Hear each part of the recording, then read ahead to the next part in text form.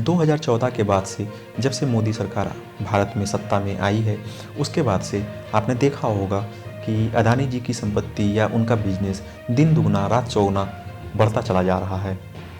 इसके बाद से आपने देखा होगा, ये भी गौर किया होगा, आपने अक्सर पेपरों में पढ़ा होगा, न्यूज़ में पढ़ा होगा, सुना होगा कि अदानी जी इस समय भारत के दूसरे सबसे अमीर व्यक्ति बन चुके हैं। आखिर ऐसा क्या हुआ?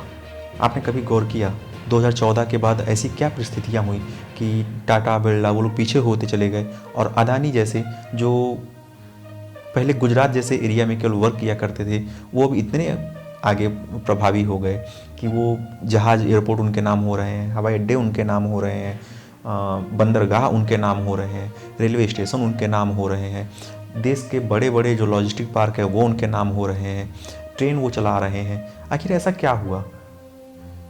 वो तो सबको मालूम है। इसी के फलस्वरूप आपने देखा होगा कि कई सारे किसान जो इस समय आंदोलन कर रहे हैं वो अदानी के विरोध में खड़े हैं। लेकिन अब ये किसान या आम जनता तक ये बात नहीं रह गई है, अब ये भाजपा के अंदर से भी ये बातें निकलने शुरू हो गई हैं।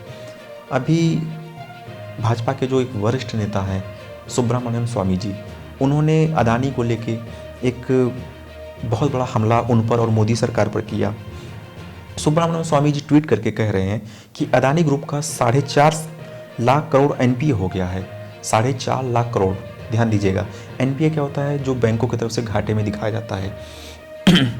अगर सुब्रमण्यम स्वामी कह रहे हैं, अगर अदानी जी की दौलत हर 2 साल में दुगनी हो रही है तो वे कर्ज क्यों नहीं चुका देते? आखिर वो जो 4.5 लाख करोड़ का एनपीए दिखा रहे हैं वो क्यों दिखा रहे हैं जब उनकी संपत्ति इतनी बढ़ रही है? और सवाल वाजिब भी है, जब वो हर 2 साल में उनकी संपत्ति दुगनी हो रही है अपने पहले के मुकाबले में, तो आखिर वो 4.5 लाख करोड़ रुपए क्यों नहीं चुका दे रहे हैं? सही बात है, आखिर आप माने या न माने ये बात सही तो है ही है। देश हित में अदानी जी को कम से कम इतना तो करना चाहिए कि बैंकों ने जो उन्हें कर्ज दिया है, जो बैंकों ने उनके ऊपर उधार दे रखे हैं, उसे चुकाना चाहिए। आपको याद होगा नीरव मोदी, विजय माल्या, नीरव मोदी के ऊपर केवल मात्र 6,000 करोड़ का एनपीए था। सेम उसी तरह विजय माल्या के ऊपर 9,000 करोड़ रुपए का एनपीए था, जैसा कि सबके सामने है, और उससे कहीं ज़्यादा संपत्ति उनके पास थी। वो चाहते तो उसको सेटल कर सकते थे। तो यहाँ अदानी जी 2.5 लाख करोड़ से ज़्यादा, मतलब कि उसका लगभग दुगना कहिए कि 4.5 लाख करोड़ रुपए का एनपीए है, मतलब उनके ऊपर बैंकों का उधार है, तो वो चुका क्यों नहीं रहे हैं? जब से सुब्रमण्यम स्वामी ने ट्वीट किया, उसके बाद से ना ही भारत सरकार की तरफ से कोई रिएक्शन आया, ना ही अदानी जी की तरफ से कोई रिएक्शन आया, ना ही उनकी किसी कंपनी की तरफ से कोई रिएक्शन आया कि ये जो दावा कर रहे हैं वो गलत है।